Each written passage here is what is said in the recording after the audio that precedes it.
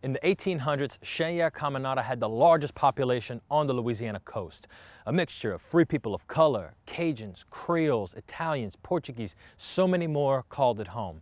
It even had a public school before New Orleans had public education, but all of that came to a devastating halt in 1893.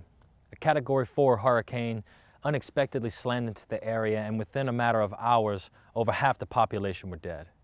780 bodies lay across the landscape, some buried up to their limbs in sand, or they were washed out into the Gulf. In one horrific sight, 2 young girls were wrapped up in barbed wire from the floodwaters, and they were still holding hands. The bell on top of Our Lady of Lourdes Catholic Church was cast out of 700 pounds of melted parishioners' heirlooms and pirate gold. Survivors reported hearing it swinging in the night, and the ghastly gongs were tolling as the carnage was happening. Then all of a sudden it fell silent. The bell disappeared, and they didn't find it till many years later, several miles north in Marrero, Louisiana. It now rests on top of Our Lady of the Isle Church on Grand Isle.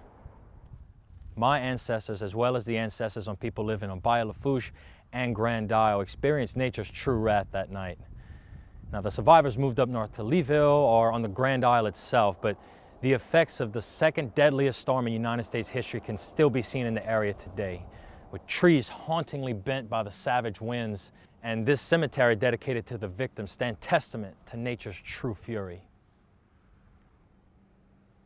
This episode of Quick History has been brought to you by Yum's Cafe on Grand Isle, Louisiana.